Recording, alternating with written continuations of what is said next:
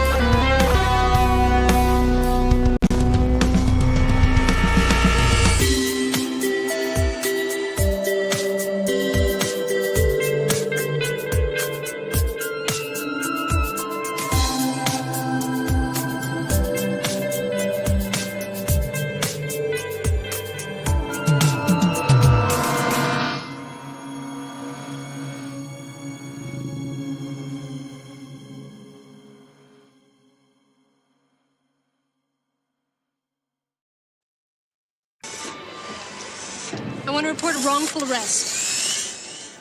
You want information adjustments, different department. I've been to information adjustments. This month, we are doing Dystopian December.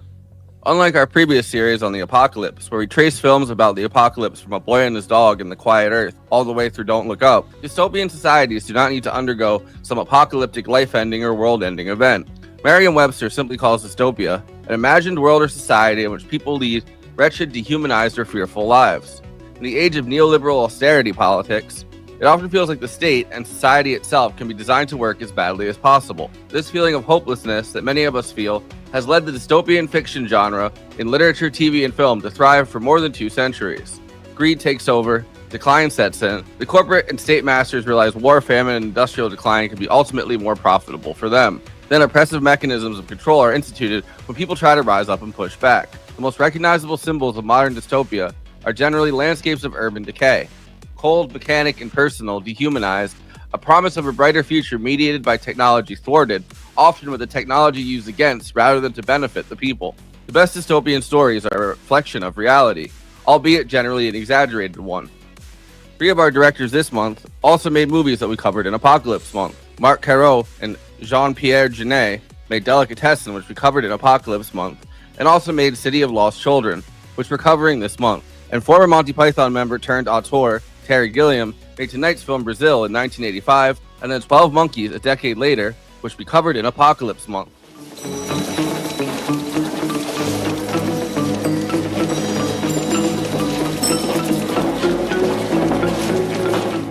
I think it's fair to say that Terry Gilliam spent his entire career purposely defying expectations.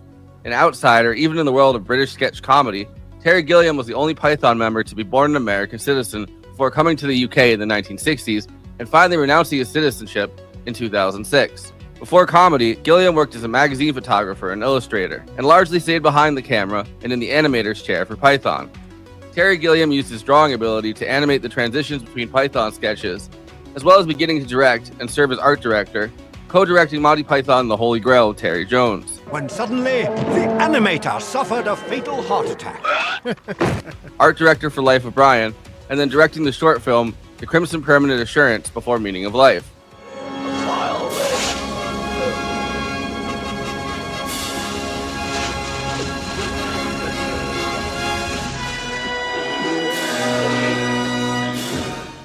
I think the mix of banal office grays and suits and magical realism reflects the much larger ideas that Gilliam would explore in Brazil. The good, loyal men of the Permanent Assurance Company, a once proud family firm, recently fallen on hard times, strained under the yoke of their oppressive new corporate management. Brazil was his next film after Meaning of Life, when Monty Python had effectively broken up.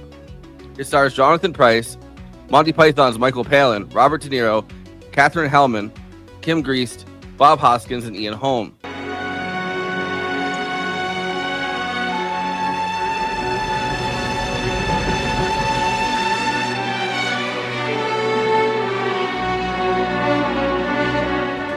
The inspiration behind Brazil, although he claims he didn't read it before writing the screenplay, First with his Jabberwocky co-writer Charles Alverson, who was uncredited on the film. Then with Sir Tom Stoppard, acclaimed British playwright of Rosencrantz and Guildenstern Are Dead fame, and Charles McKeown, was George Orwell's 1984. In the early 1980s, the idea of 1984 was everywhere, from the famed Apple ad, to multiple artists with 1984-themed albums, to a film adaptation which was announced and bumped off Terry Gilliam's plan to call Brazil 1984 and a half. Brazil imagines an entire world mediated by giant machines and layers of bureaucracy. All of the forcibly imposed rules, jurisdictional minutiae, paperwork, and red tape, more often than not in Brazil, really just serve to make sure there's layers of justification and plausible deniability for an unaccountable state apparatus. I only know you got the wrong man. Information transit got the wrong man. I got the right man. The wrong man was delivered to me as the right man. I accepted him on good faith as the right man. Was I wrong? Rather than ever making anything more safe, orderly, or efficient. We see this happen over and over again in real time, as a misprinting of an arrest warrant at the Department of Records sets off a chain of events, where a shoe repairer is mistaken for a suspected terrorist and freelance heat engineer, arrested by retrieval agents, who then don't have the guy's medical records to know he has a heart problem, killing him during interrogation. The state must then stonewall anyone who has a complaint about the wrongful arrest and death, and eventually liquidate anyone who knows. No, there's no stamp on it, you see. I can't let you have the form until this is stamped. Where do I get it stamped? Information adjustments. The lack of correct stamps and paperwork are used time and time again to ensure nobody's complaints ever get anywhere. Brazil's version of Winston Smith, Sam Lowry, played by Jonathan Pryce, is a low-level public servant and a minor functionary at the Department of Records. He is extremely efficient there, but knows he might not be able to handle more responsibility or power. A rash of supposed terrorist attacks, small-time bombings, continue to hit random places in the city, which then justifies these sprawling bureaucracies continuing to surveil, arrest, and interrogate anyone who doesn't fit in with society's rules, regulations, and regimen. However, the discontent is brewing when our protagonist goes to sleep. He dreams of flying and saving a damsel in distress who he's never met, but repeatedly sees in his dreams. This throws him into a deeply distressing situation when the girl ends up being the one who keeps trying to complain about the unlawful arrest, and for that, is now seen as an agitator and potential threat to the state. Everything's connected all along the line. Cause and effect. That's the beauty of it. Our job is to trace the connections and reveal them. This girl, wanting to know more about her, leads Sam into finally making the decision to join the Ministry of Information, a seemingly federalized intelligence center, as opposed to his much more provincial but comfortable Department of Records. A job being pushed by his powerful mother and where his father worked before he died. These agencies, and then offices within agencies with overlapping jurisdiction and absolutely no communication, sprawl out constantly throughout the film. The Central Collective Storehouse computer has got him down as deleted. Hang on. Information retrieval has got him down as inoperative. And there's another one. Security has got him down as excised. Administration has got him down as completed. He's dead. The over-regimentation of society and enforced imposition of order is seemingly barely minded by a population who have been lulled into complacency with hyper-consumerist attitudes and a barrage of TV screens for every room, all kinds of plastic surgery and cosmetics, and every type of appliance they can buy.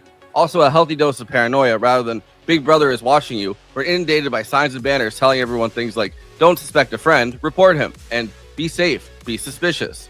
Seems like in this deeply degraded society, they're even farming out surveillance to everyday people. It's worth asking the question, would anyone even actually listen if you did report something?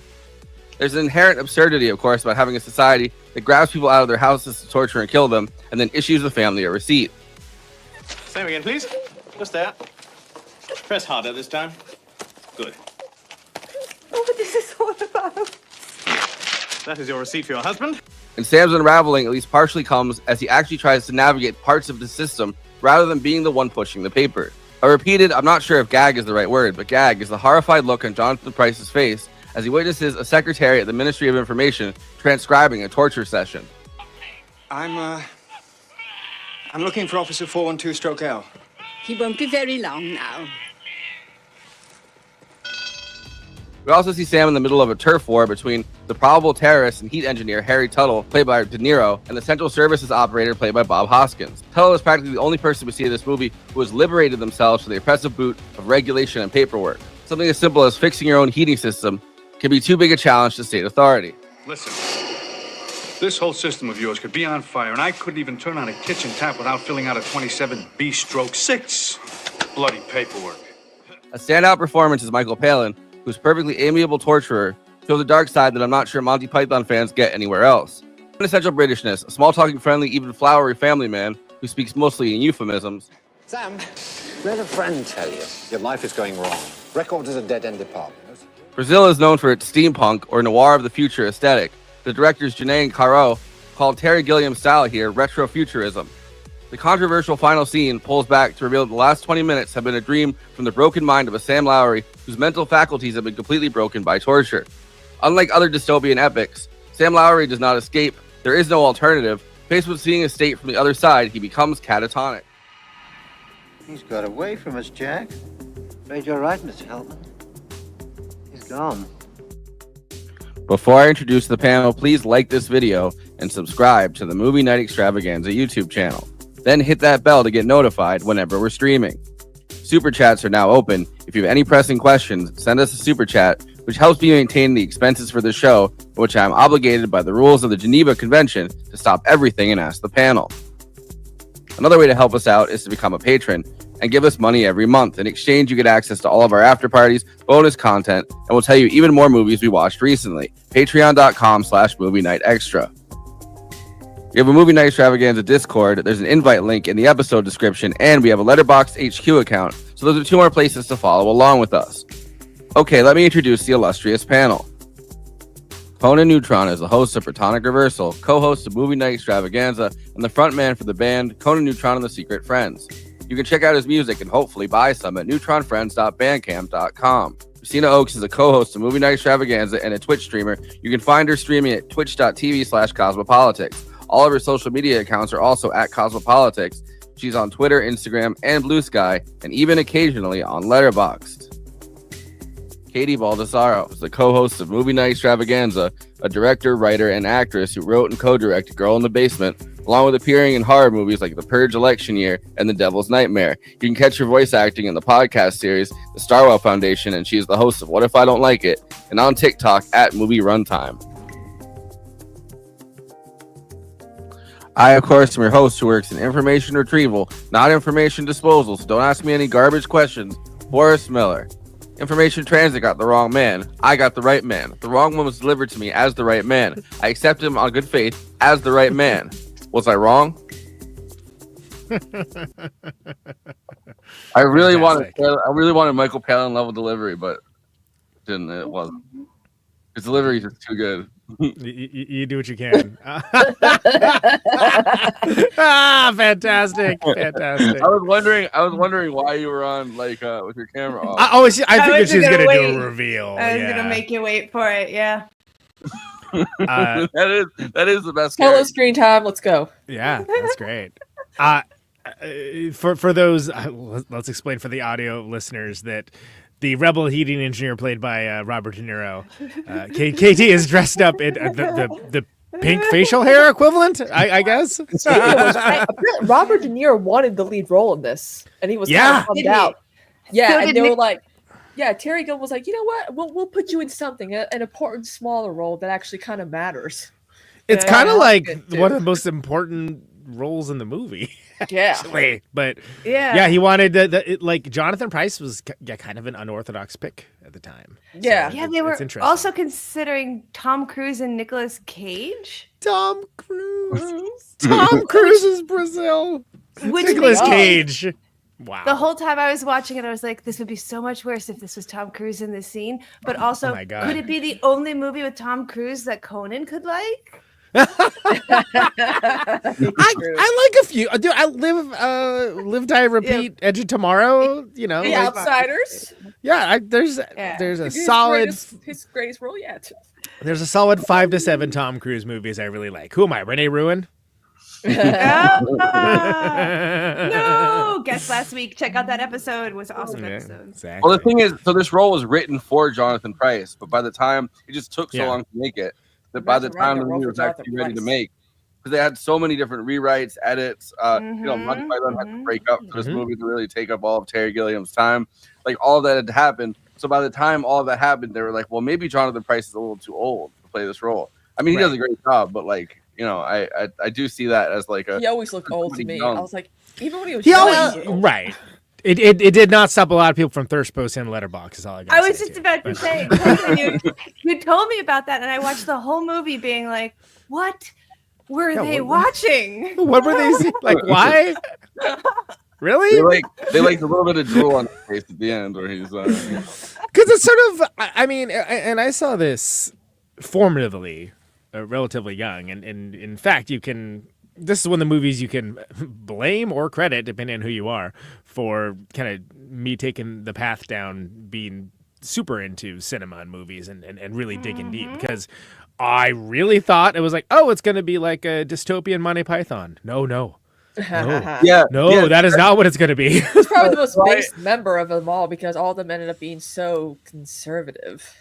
Not all of them, but I think it's just mostly John Cleese. Just mostly John Cleese, and that's enough. Yeah. I would say Graham Chapman, not very conservative. Yeah, and Terry as well. But yeah, seeing this movie and kind of expecting one thing and getting another, it also hit me at exactly the right time to be like, oh, okay, all right, and you know, I'm just gonna say it on air. It was original title 1984 and a half. Amazing. Yeah. Well, so I rented this when I was a kid. I distinctly remember renting this as a kid and then thinking it was going to be dystopian Monty Python, and then turning it off and being like, that's not what this is at all. Like that wasn't. There was no silly walks at all in that movie. I remember watching this movie with my pop because I distinctly remember the set. Like the whole aesthetic of the whole film, like that's the one thing that I remember the most, and that's how I was like, oh, when I heard about Your Love for Brazil, I'm like, wait a minute, I feel like I've seen this movie before. Another film I watched when I was like 6 years old with my pop apparently while I was supposed to do math work. Well, and it's hilarious. Oh, real quick, KT, I was gonna say. This time last year, also ostensibly for my birthday, we covered Blade Runner, which is the other sort of ground zero of like futuristic production design for dystopian stuff. And so it's really wild to like be covering this and be like, oh yeah, this really did inspire like a ton of stuff. But anyway, KT, what were we gonna say? Oh, you were saying that you wanted this to have a different title. 1984 too, but I did notice that this film did have a different title for a period of time. It was Ministry of Torture, which really is like, oh, it's not fun. This is not a fun movie. That's even less fun. No, well, the reason why he didn't call it it was technically speaking, it was he was going to call it 1984 and a half, but they actually did a movie of 1984. Yeah, it is fine. It's okay. The book's better. Can we redo it? They almost they got sued by the Orwell estate. So it's really good they didn't call it 1984 because how would you win that lawsuit? That's like our Nosferatu episode. We were saying earlier that they argued it was more Kafkaesque than Orwellian, and they were like, all right, we won't sue you. I mean, MGM, when I was learning more about Wicked today, and that when they had to create the musical, MGM was like, we're going to sue your asses because if you copy us as in The Wizard of Oz, that's copyright. And everyone's like, MGM, what? No. But apparently the color green and the ruby slippers are copyright. All right, we're not talking about Wicked. We're talking about Brazil. I know, but what I'm saying is the suing is what matters. This is not the first time this has happened before. Like, I don't know why estates try to feel like, oh my God, we're suing you because you're copying exactly what we're doing. No, you're not. This movie's not. I mean, there's essence of like dystopian 1984-esque, but again, that movie sucked. So it's not Brazil does not suck. I think especially. No, go ahead, KT. I was say, especially in certain scenes, like the scene where they get captured at the end and they're in each other's lovers or in each other's arms. That's pretty much exactly the way it goes down in 1984. The scene where the picture talks to them. So like there is some real parallels. Yeah. I just think the thing about the movie 1984 is like it's just the perfect thing to the teachers put on like in English lit or whatever. They're like, all right, we finished the book and like teachers got a hangover. We're gonna watch a movie.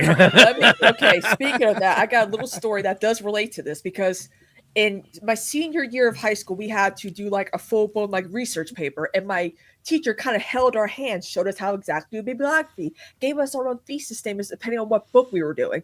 And as someone who actually had like one of the few higher grades in her class, one dude decided to do research on Animal Farm, and then another dude in 1984. And I told both these guys, I'm like, you guys don't understand the political like undertones and messaging in these books. You are not going to understand a goddamn thing, and you're both going to fail these papers.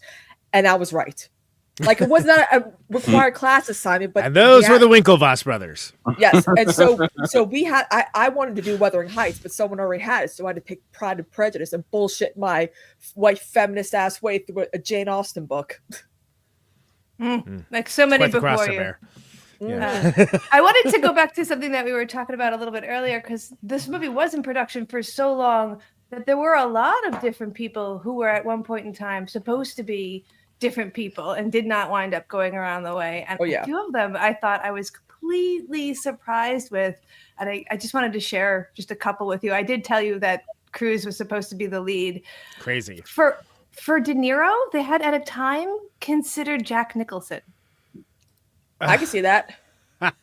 I mean, he would be cool. There's so but many in a very, very different way. Like very different. Yeah, so many for for Jill Layton. There's like a whole list of actresses. You know, Jamie Lee Curtis. Well, I was just about to get there. Yeah. Yeah. I think that Ellen Barkin was the best choice from that one. Do you guys know her from Of course, Ellen Barkin's. Yeah, of course.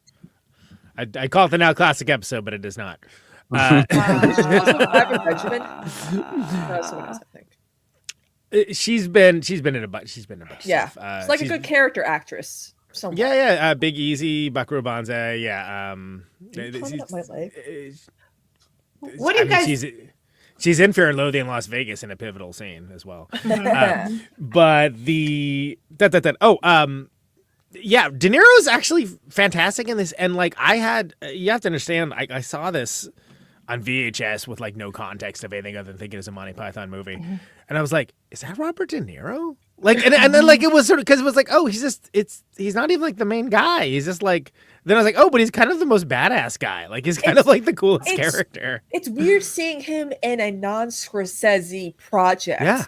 It's that because I just connect them all the time. At this time, right? Because 2 years before this, he had done King of Comedy, and so like one of the same producers or something that worked on this, and was like, "What about Robert De Niro?" And everyone on set was like, "We can't get Robert De Niro just to do this, like this quick little part." And he wanted to be in the movie. Well, he didn't at first. They had to convince him because he wanted to be the lead role, and if he couldn't be the lead role, he was like, "I don't know if I have time then." And they had to convince him over the course of like 12 different times or something to like take this smaller part, which they expanded for him. Yeah. Right. And they and to the story's credit, but it's sort of like Jonathan Pryce is the perfect guy to be Sam Lowry though, because it's like he's just a dude. Yeah. Like Tom Cruise would not be, just a dude. Yeah. Like, he's incapable of it. Yeah. There's like this Arthur Dent quality about Sam Lowry where he has to be a little bit kind of just things are happening to him, and by good luck he doesn't get taken down by them, and he's got to have an air of Britishness that just isn't there with Tom Cruise. Well, and there's a level of humanism to the character, right? Like the character is the perfect. He's in this bureaucracy. He's trying to hide out. And the humanity hasn't been stamped out of him. And I think that the thing that Jonathan Pryce does really well with his eyes, especially throughout this movie, is like showing that last glimpse of humanity inside of him. That like he's going to get ground the fuck. Like from the beginning of this movie, when you see what the society is, he's going to get ground the fuck down, and he is not going to be able to hide. His mom's already pushing him into like higher and higher roles, like that he's not ready for. So it's a perfect like humanity stamped down in a bureaucratic society guy. Yeah. Cage would have been interesting, but I feel like if the scenery was going to be that loud, having the acting be that loud might be too much. Turn it campy almost. Yeah, I think you're onto something with that. And it's also like, look, it's a balancing act. Like this ultimately comes down on the side of like serious art that had a few laughs along the way to kind of lighten the load with one of the bleakest endings of all time. But there's a lot of things that you could go wrong. I'm think of the mother character, Katherine Helmond's character, and just like the whole like getting the plastic surgery and like talking while it's happening, which is such as a horrifying like what is happening, and things like the explosion in the diner, and they just keep talking. Whatever.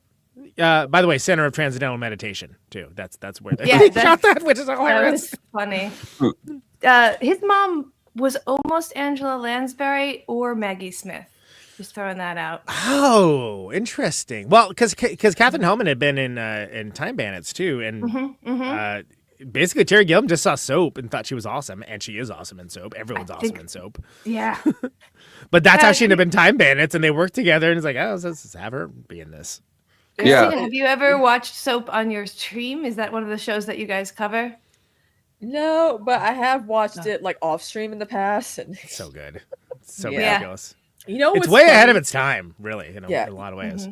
You know what's funny is that like Madonna was up for a role, but Jonathan Pryce portrayed Juan Perón in the film adaptation that sucked of Evita opposite Madonna. Oh, yes. And people don't Right. know he has a strong theater background. And so this was Jonathan Pryce's first big role where he had so much acclaim. It was like a breakthrough role for him. Yeah. That it led to greater opportunities in the future, like a Scorsese film like The Age of Innocence, for example. Right. Because before that, he'd done like Hamlet, and done like a bunch of theater stuff, and things along those lines. But well, he was in one of those James Bond movies. Tomorrow too. Never Dies, which Yeah. and let's he also played Pope Francis recently. He's also in Glengarry Glen Ross, another one of my favorite Yes. movies of all time. So he's got good ratings in my book. But I think it's interesting to me that we see for this is very much it's kind of a dudes rock film, right, to a certain degree. Like let's be clear, like Sam is like big simping the entire time. Yeah. Right. I mean, we're all on the same page about that. It's a Sam Rock. It's a Sam Rocks, but right. All the other dudes, I don't know how rocking they are. Yeah. Well, it's kind of a troublesome thing because a lot of her scenes get cut because she was such a bad actress, and Gilliam didn't really Greist. want her in the film.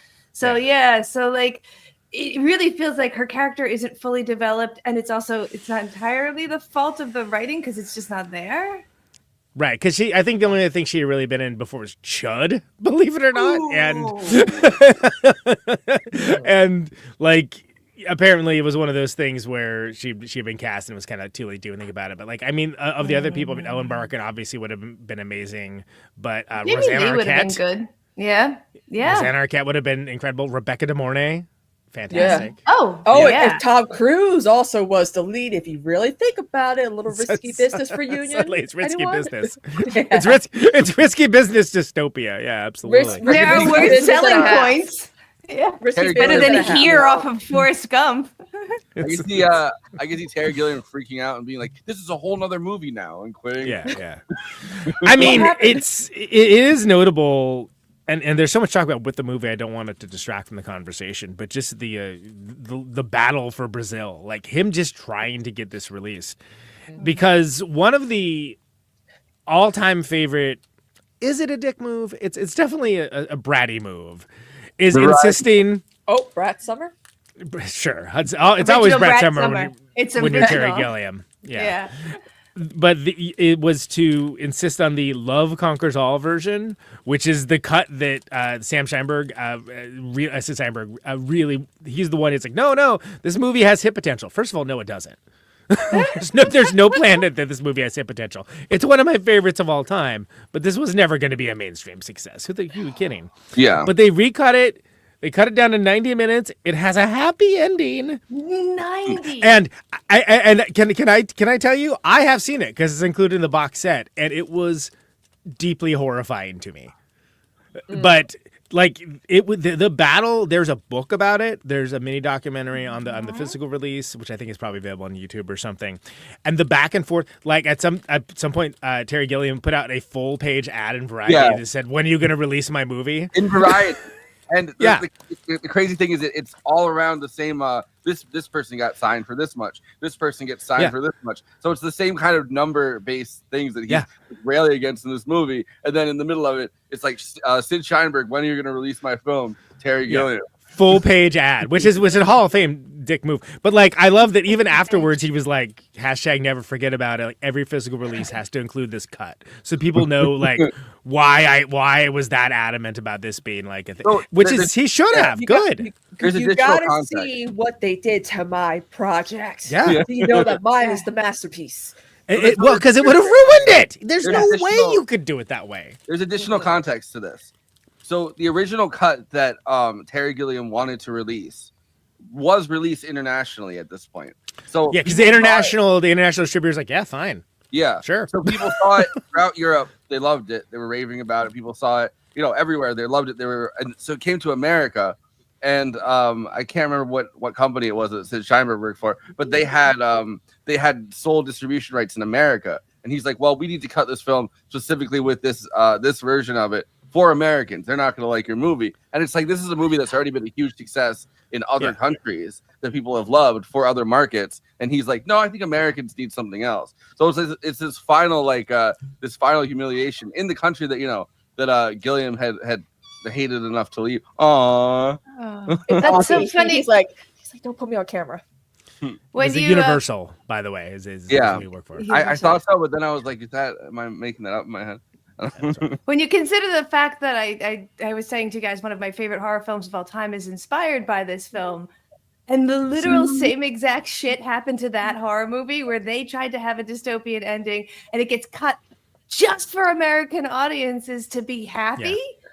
Like, oh, why won't? And this is like 30 years later. Learn. Why? Considering the time that so many projects were happening where they were talking about dystopian, like bureaucracy, futuristic, government, Big Brother shit. Like, why would Americans want a happy ending? Considering this was the Reagan years. Yeah. Americans couldn't even handle Anna Karenina. When we first get our film version of Anna Karenina, they change it so that the baby lives and she marries Vronsky. Yeah, great. It's like trying to make Sophie's Choice a happy ending. Are you kidding me? And she was choosing between Coke and Pepsi, and she chose correctly. The politics behind this, the politics behind this are obviously not Reagan era politics at all, right? But there is like a level to like the whole, even if just to touch your water cooler or whatever water heater, like air heater, whatever. Like I needed to fill out this form, government regulations, paperwork. Like you would have thought that in the age of like Reagan, right in the middle of it, right? Like people would be like, "Oh, regulations! I know about those." Well, and it's important to give some context for Sid Sheinberg too. I mean, he's pretty much the guy who discovered Steven Spielberg, right? He brought us like Jaws and like E.T., Schindler's List, and Jurassic Park later on. Like he was known for like. At the time, those movies were considered like off kilter and like, oh, that's kind of weird. Make a movie about a killer shark. They was going to want to see that.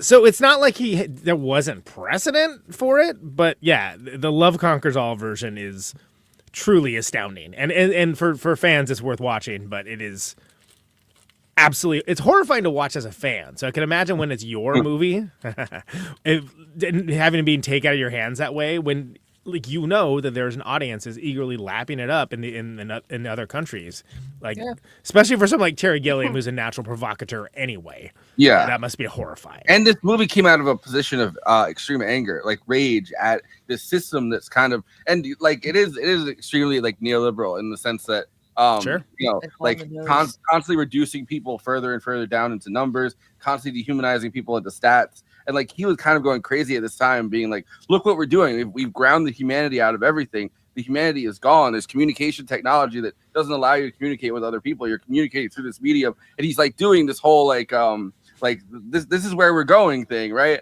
And then to have them at the last minute be like, "No, I think we should need a happy ending." He's like, "There is no happy ending." Like, yeah. Those movies are not supposed to have happy endings. Like, I don't know what to tell people. Like, but no, these they're dystopian for a reason. Like, they're like in my opinion, if the genre of dystopia needs to just have no happy ending in bold print right underneath it. Well, we're going to be seeing a lot of that, right? I mean, that's we're in a whole month of them, or like endings that are kind of gray and like ambiguous. Well, this harkens back to our conversation with Adam McKay, where he also had to fight for the dystopian negative ending to his film as well. Yeah. So, like, to this day, this is still a problem that we're having, despite the fact that, like, I think what rings the most true of Brazil now is the way that everybody doesn't react to how fucking crazy everything is. We were saying that the restaurant blows up, they just keep eating dinner.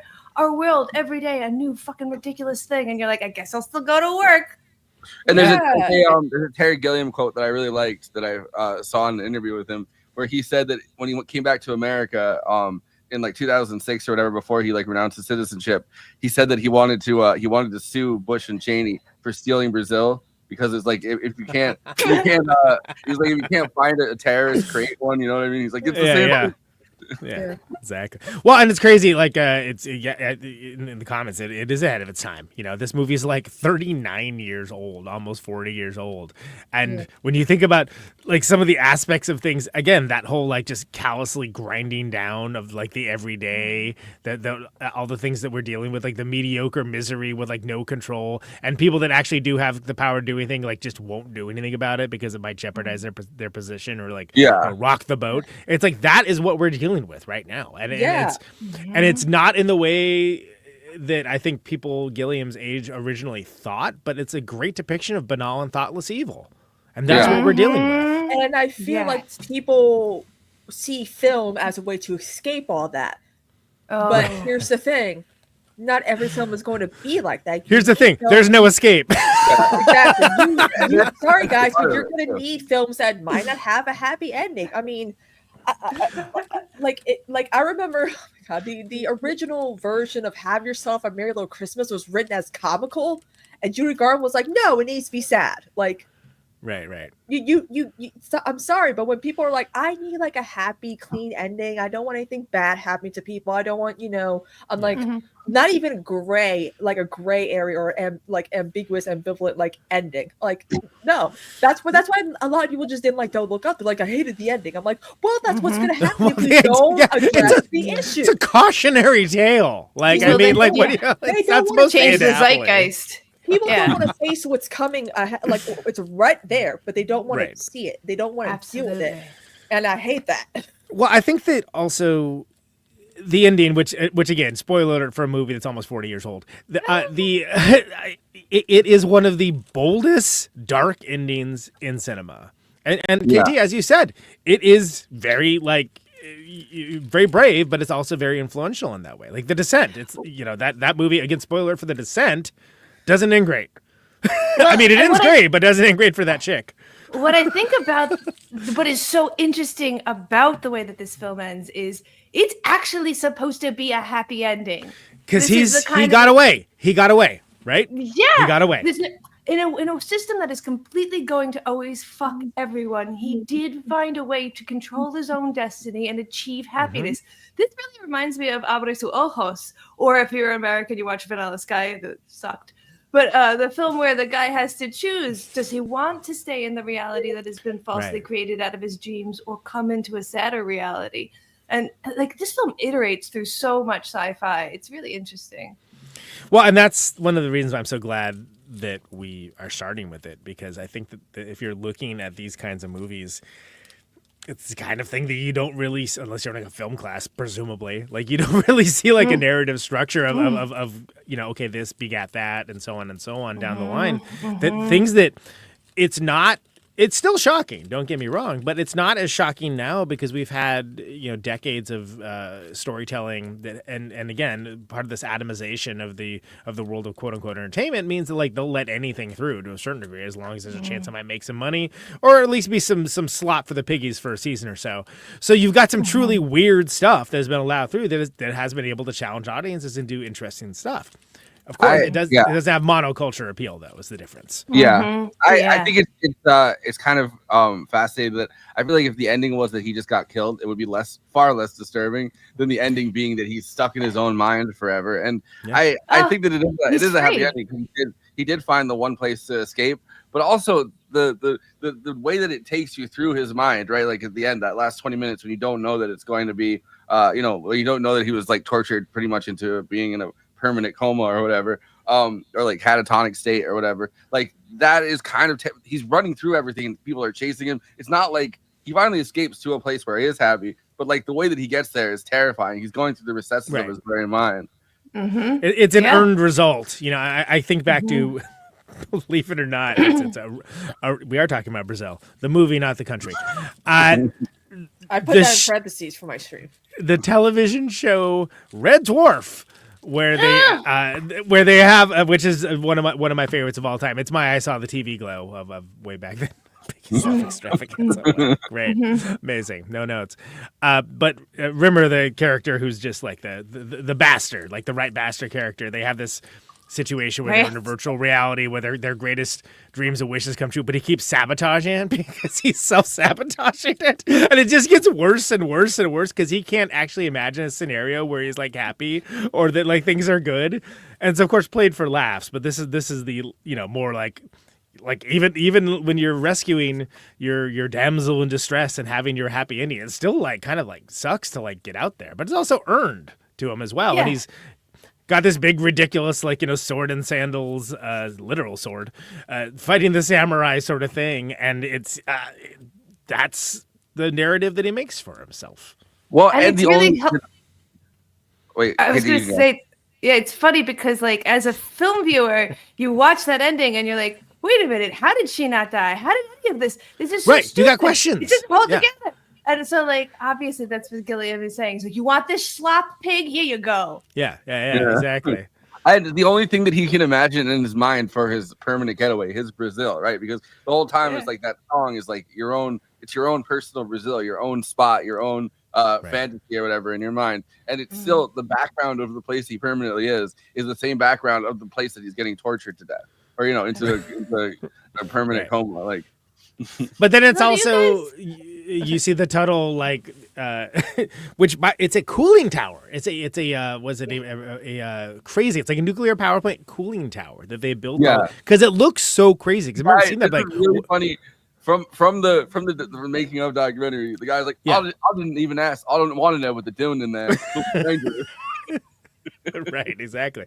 But it looks so alien, like the area where he's getting they're torturing him, because it's just like, what is this? This crazy like it looks so surreal that you couldn't design something for that. And what's amazing is that in the dream sequence where he's rescued and Tuttle and the rest of the people are like rappelling in, like Tom Cruise, that looks so visually striking. It's like, oh, awesome, yeah, great.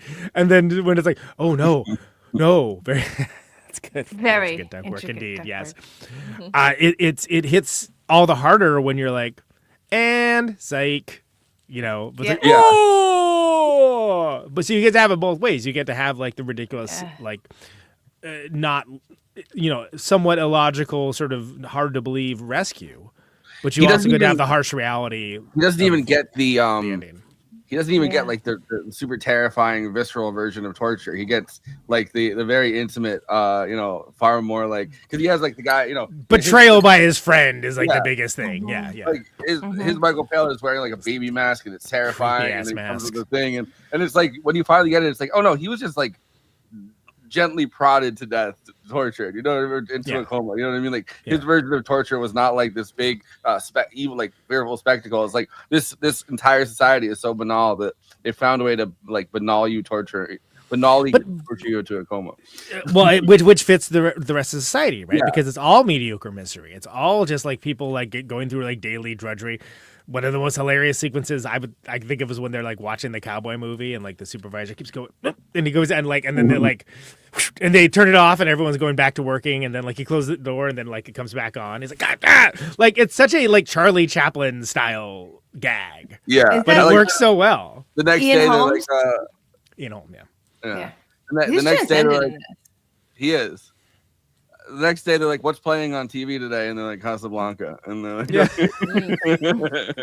But it's like, this is how they're, like any other, worker today, like stealing time as much as possible because it's pointless and nothing matters. And you have this thing where all these, they're heartless bureaucratic functionaries. I mean, like, look, there's the woman who's doing like the stenography for the torture. Just like that just seems like a nice lady, and she's like, no, not my balls, It's a good bit but that is also a moment you see the humanity, the bit of humanity that's going to get Jonathan Pryce ultimately crushed. because he has such a fearful look in his eyes when he realizes like this lady is just sitting there typing, gunshot. Kapow, kapow. And such cartoonish words for the actual violence that she's listening to.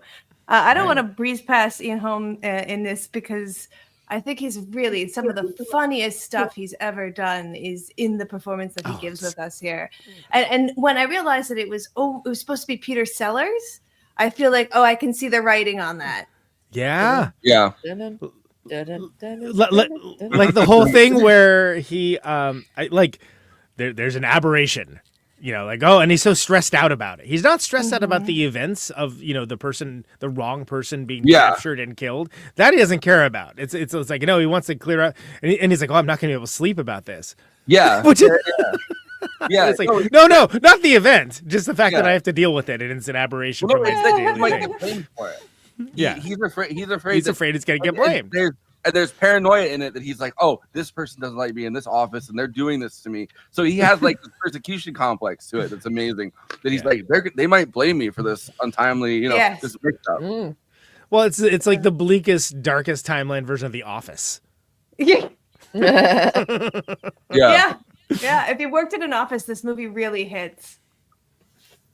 Absolutely. I think that it's a perfect metaphor for like our corporate world today too. Like everybody is just the thing that they're most worried about is not getting blamed for whatever comes up, right? So there's these long chains of things that everyone's like, that's not my department. You know what I mean? That's not like you didn't have the right form. It's your fault. It's not my fault. Every single person all the way up the chain is obsessed with that specific thing. Like they're gonna blame me. And then you can see that, you realize that like, people are getting tortured to death. So it's like, of course you're extra worried about that in this society. But it's like everybody wants to pass the blame onto somebody else. And that's exactly how our world has become. Like, and for those that are listening or watching this later, this is shortly after the November American U.S. presidential election in the year 2024, where all of the various consultants came to the conclusion that we did nothing wrong, except we cared too much. Yet again. The voters were the one who failed, not the candidate. Again, which is like, wow, that's the same results you have the last 4 times. All right, great. So, like somebody screwed up, not me though. Yeah, but it certainly wasn't me. But again, that's something that it's that callous cowardice.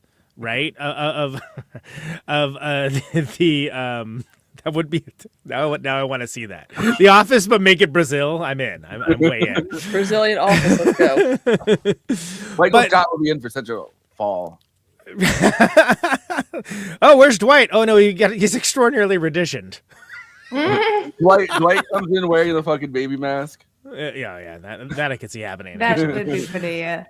But when we talk about this ridiculous inelegant totalitarian nightmare just callously grinds forward, that's what we've created. We've created this entire class of people that just what do they do? Well, I'm a consultant. I'm a management consultant. Well, what does that mean? What do you actually do? I give people terrible advice, and when they follow it, like the opposite of what's supposed to happen happens. That's a job. That sounds great, But or the fact that like so many of these jobs are just email jobs. That you're the email person between somebody and somebody else, and that leaves so much room for like if you send the wrong thing to the wrong person, and you're like, it wasn't my fault. You guys didn't send the documents that I needed. Which is crazy because at the 80s, that's when we started the birth of middle management, right? Yeah. And it was, I guess it shouldn't be too surprising that Gilliam, who was very much, forward thinking, like saw the end of that, or like the next evolutionary stages, devolutionary stages, whatever you like, down the line, that it would become something like all encompassing, that you eventually have people disconnected so far, not even from the bottom and other workers, they're just disconnected from everything. Yeah, so I have something that I wanted to just to throw up on screen. This is a That's when I saw Tom Cruise's dailies. So this is Terry Gilliam talking about dehumanization, and I really liked this earlier.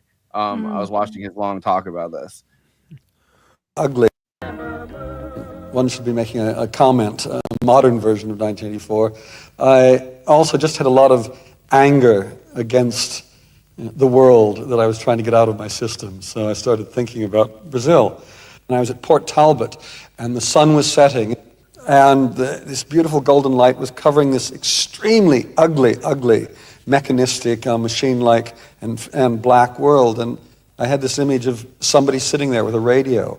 And as he was tuning in the radio, he got these Latin American songs, and he'd never heard anything like that in his life. And it was a total contrast to the world that he lived in, and became obsessed by this music, by the possibility of this world that was out there. When I was doing my cartoons, my desk used to be covered with all sorts of books, pieces of paper, things I'd cut out. And more times than not, the paper would organize itself.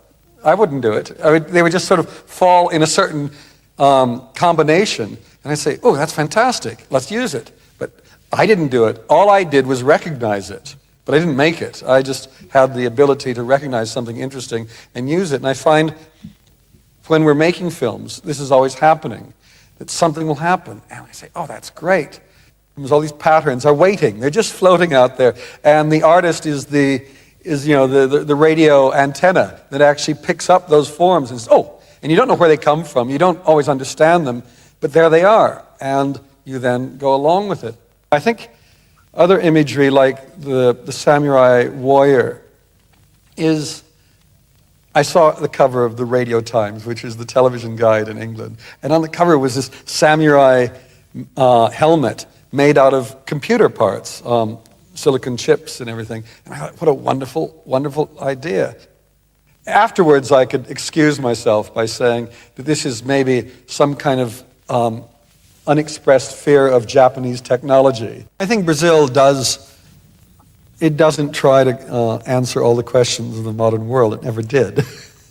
And so you can criticize it very easily, but there's a sensibility there that I think is what Brazil is really about. Basically what I was actually saying in Brazil was about individual human responsibility. When I did Brazil, it wasn't about science fiction. It was really about now. I was trying to do the past, the present, and the future all at the same time. So that's not quite the same. I think science fiction, if it's used as a way of projecting our fears and dreams of where we're going and what we may become, then it becomes very interesting, because then you can use it as a danger signal. Look out! This is where we're going. Stop before it's too late. And that's why I hate bureaucracies, because they're an excuse for people not behaving in a human way towards each other, because there's a law. There's laws are pieces of paper, rules. All of these things are there to avoid the more complicated relationships that have to be involved between people. I was more specifically just about the idea of paperwork and forms and people's lives being reduced to several pages of paper with their names and their statistics on them.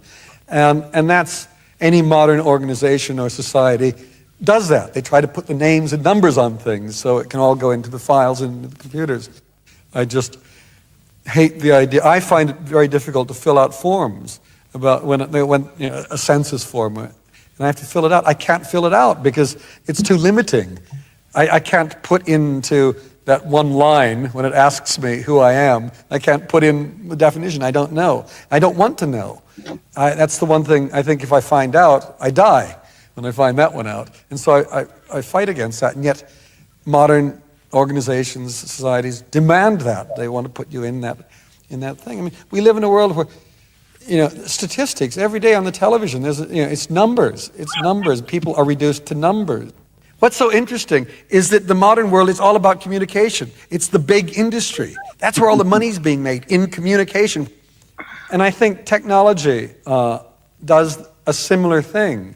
It's another way. I mean, we're sitting here communicating. Look, we're supposed to be communicating. And we're surrounded by the most elaborate bits of technical apparatus just to try to get me to talk to you. Yeah, man. That clip is long. Also, I keep forgetting he's not really British. Like, I mean, No, he's some he's words. American. He's the American. Yeah, He's want I definitely know, not really but what I'm British, saying is, with him being around, British people, and you probably hear like he has like some essence of like pronouncing words differently or whatever, like like samurai. What did he even say? Yeah, I'm like, what? You're saying aluminium next? Yeah. That's just cheating at Scrabble. I did want to say that at the beginning he points out that thing which people talk about, like, why is this named Brazil, the song, and then that thing that he says about seeing the rain. I think he might just be remembering the story of how the writer wrote the song itself, because he wrote it when he was in Brazil and he couldn't get out of his house during a very bad rainstorm, and was thinking about like exactly what Gilliam describes. So I think it's a cute story, but I'm not sure. Well, he's a dreamy dude. Maybe maybe he turned that into a personal experience as a bit of a fabulous. Look, I feel like almost every Gilliam movie has something like the samurai scene where it's just like, whoa, okay, we're in this now. Like, what's happening? Like, what is this? Like, Tony, you gotta pronounce samurai correctly. I think everyone was like, I'm sorry, what did he just say? Squeezes me? It was like I don't think I heard the next sentence afterwards. Like, what? Yeah, what? I was like, huh? I was trying to figure out different ways to pronounce it too. I was not paying attention for a good minute or two because my mind was like, how can you pronounce samurai differently? But I think that it's important for the film, the overall narrative, to have those dream sequences peppered in, mostly done with amazing miniature work, by the way. Like the whole thing where they had to slow down, they had to speed up the speed. They changed the speed. Yeah, but they had an actual miniature of like the Sam with the wings, with like the Icarus wings, and the deleted eyeball scene, which is like, this movie's long enough. You don't need the eyeballs. The eyeballs look cool. Don't get me wrong.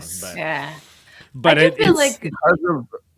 So the larger point of this is that, like, I feel like in most of the movies, that's the Terry Gilliam thing. There's just some kind of, a crazy monster or something where you're like, oh, wow, what's that? That's insane. So in this case, like the samurai showing up and it being like sort of more like, okay, this is Sam's escape. This is his psychological battles. This is how he envisions himself like in the world while being like a meek office mouse, so on and so on. I think it's important to establish. I think if you lose any of that, you lose the heart of the movie. Because of the Sid Sheinberg connection, a lot of the people that worked on Raiders of the Lost Ark worked on this as like, fantastic in the special effects. Was this like a Ty West film where crew members from Lord of the Rings or whatever the Hobbit show just happened to be there? Well, Raiders is like 4 years earlier. It's like a recent movie at this point, which is incredible to think about. I would definitely think that Jackson took some of the stuff that was here, some of the camera angles and the way, especially in that samurai scene, the way that they're shot to make it look like he is so much bigger. I mean, the guy is pretty big. It's Dennis Winston, who is Albrecht in Baron Munchausen. That's a actor that we know, stunt actor that we've seen a lot as well. But like, to get those angles, you really do need to be doing more of that. And it did also remind me of the Fisher King, the way they shot the night. Right. Yeah. Which is used for strangely kind of similar effect, but in a very different kind of movie. I like that the Fisher King's the first movie that didn't have any Monty Python cast members in it in any role that Terry Gilliam did, and like that was a big selling, but not a big selling point, but like that's one of the ones that like, look, he's finally on his own. He's standing on his own goddamn 2 feet. It's Robin Williams and Jeff Bridges. Like that's a cast that's gonna get people to come in. Right. But I like that it's a good movie. I like it.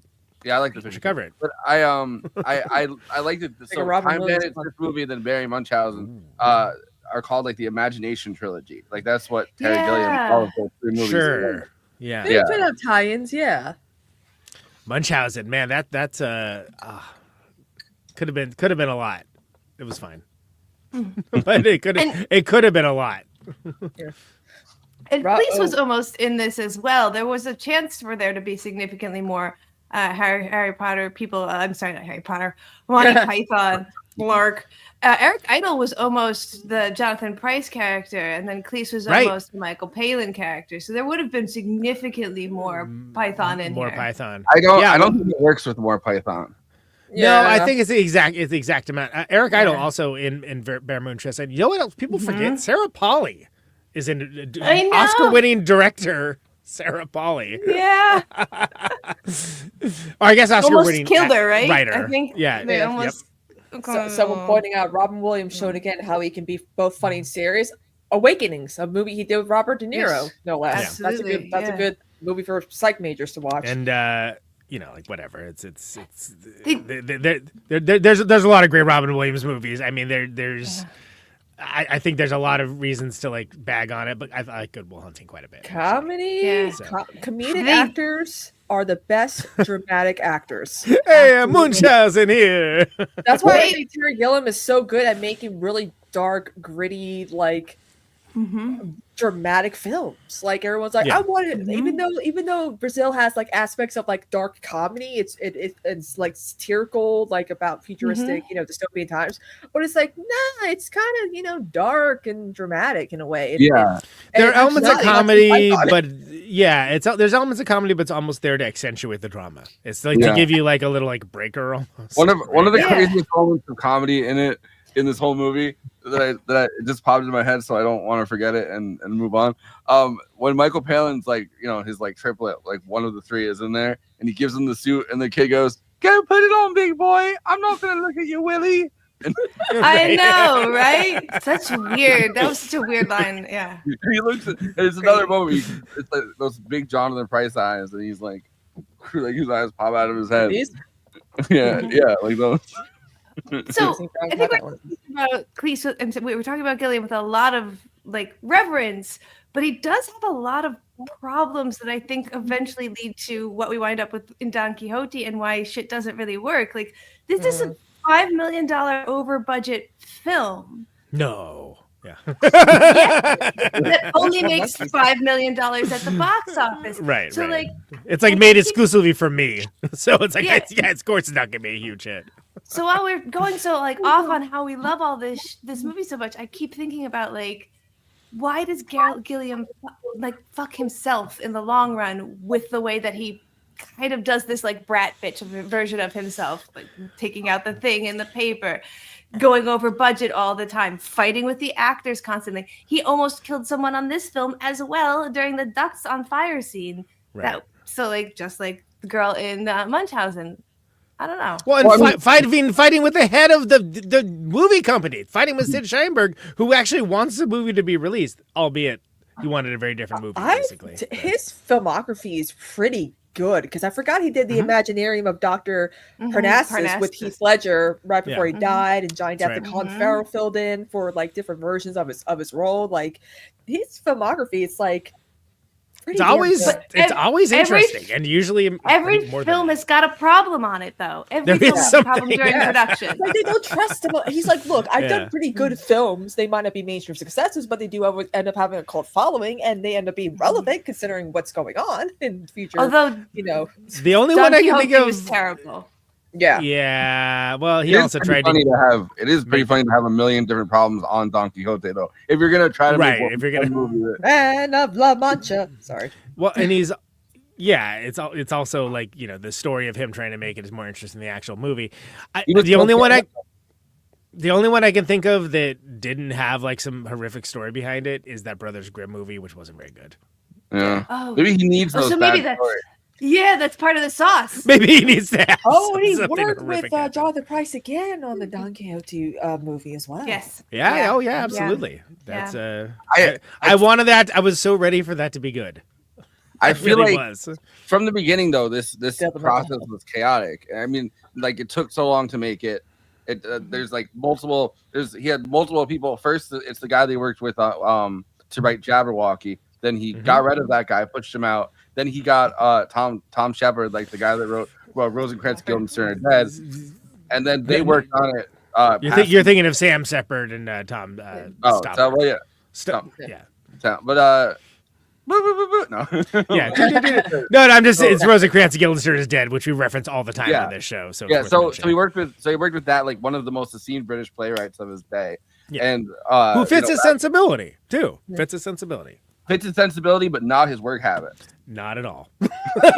Even a little bit. And so, from the jump, and then he got the guy that he played 12 roles in Life of Brian, and he's in this as the as whatever, like Lime, the guy that can't use a computer but is pretending he can. Charles McGowan. That guy co-wrote it with him. And like, so from the very jump, from the first thought of this movie, it was a chaotic, sclerotic process. And it's like King of developmental hell. Anyone? I mean, he's definitely like, look, he did it again. The putting the full page ad in Variety about, you know, when Sid Sheinberg, when are you going to release my movie? All time Hall of Fame baller move, but also like way to just get you on a list of like, well, that guy must be a pain in the ass to deal with. Let's never deal with him. But you know what's so funny though? I think we've mentioned this before in past films. Like a lot of actors, like this director is a fucking asshole, but what he does, like Kubrick with The Shining, like everyone still believes Shelley Duvall was psychologically, physically tortured by him. No, she's like, he has a way of directing that could be a pain in the ass, but he was great with me. I learned a lot from him. So did Jack. Blah blah blah. Like it was, you know, it's just directors have their way of being when it comes to their work, and you just have to put up with it. Well, I mean, this movie, right? Well, like, there's a line at which you don't. Don't assault. But like, there's a thing to this where he's rejecting the very thing that would probably streamline the process of making a movie like this, right? Like he's rejecting the paperwork, he's rejecting the being put into a box artistically, he's rejecting all of that, and those are the things that like in an interview that I saw with him, he called it like filmmaking by McDonald's, pretty much like Big Mac filmmaking. Like rejecting the conventional, and it's like, well, I'm just reminded of one of the reasons why Twin Peaks was so amazing is that you not only have the visionary directorial and actual visions of David Lynch, but you had Mark Frost kind of metering that and being a human ambassador to be dealing with that aspects of things that, you know, maybe are not the most exciting things. And as someone who's, look, in my way, I'm definitely someone, I'm an artist as well, but like I'm also someone who's pragmatic. And like when you're pragmatic, I hate to say it, you're the one that's what you will be for all time. You'll be the one that like has to talk to the suits, and you'll be the one that have to file the paperwork. Do I like to do paperwork? No, I don't. Oh, I hate paperwork. Bitch, everyone hates paperwork. Yeah. But somebody's got to do it, or we're not going to get this money. You basically have to have someone who advocates for you. But it's also how to keep you from doing a Variety article where it's like, hey, bitch, release my film, or else like there like a lot, especially when again so many people want to. I don't think he threatened them, but I take the point. Yeah. But like again, like a lot of people still don't understand Dave Lynch films. A lot of people are more like, I like a Scorsese, Spielberg, where I can understand what's going on. No, you gotta let you gotta be a peacock. You gotta let me fly, man. But like. Spielberg saw this, and I guess the quote got miswrote, but Spielberg saw this movie and he said, "This is the stuff of my dreams," and Terry Gilliam said, "Just wait for it; it's going to be the stuff of your nightmares." And they got misquoted to Terry Gilliam, Steven Spielberg just saying, "This is the stuff of my nightmares." Oh. Terry Gilliam be like, "Wait, I said that, not him." Like, what the hell? But I think it's, there's also context is everything, right? Because this is 1985, and the Time Bandits, as weirdly anachronistic and honestly, like, generationally, like, disinterested, weirdly, like, people just don't care about Time Bandits in the younger generation. Hilarious, though. Which is really, it's sad, because it's a really interesting, funny movie. It's vibes and also hilarious. And dead, no excuse for laying off work. Yeah, great. Like, but there were people that rightly thought that, this dude could pull like a Spielberg. This dude could make his Killer Shark movie and like it'd be the biggest thing in the world, and like we should pay attention to it. Mm-hmm. It's just crazy to me that anyone that was like, "Oh, what I like best about it is it's about love and how it conquers everything." What? What movie did you watch? This one? You watched this movie? A good happy ending. Well, you can see it if they cut it off. And he just escaped with the girl. Maybe he left early or something. This is not a love story, guys. Okay, maybe you can have a dystopian love story, but again, it cannot have a happy ending. Yeah, and it sure as hell was in this movie.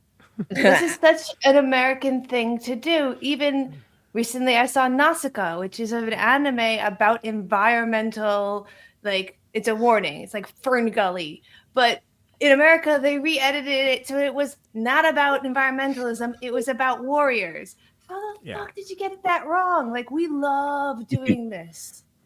Yeah, it's the Imagination trilogy, Mr. P. That just makes no sense, KT. Like, I mean, I get change it. Around. Americans like to romanticize everything, but you cannot romanticize tragedy. I mean, they try. I mean, Shakespeare, you know, in my opinion, tried to do it, but like even then, I'm like, Romeo and Juliet's still a stupid plot, in my opinion.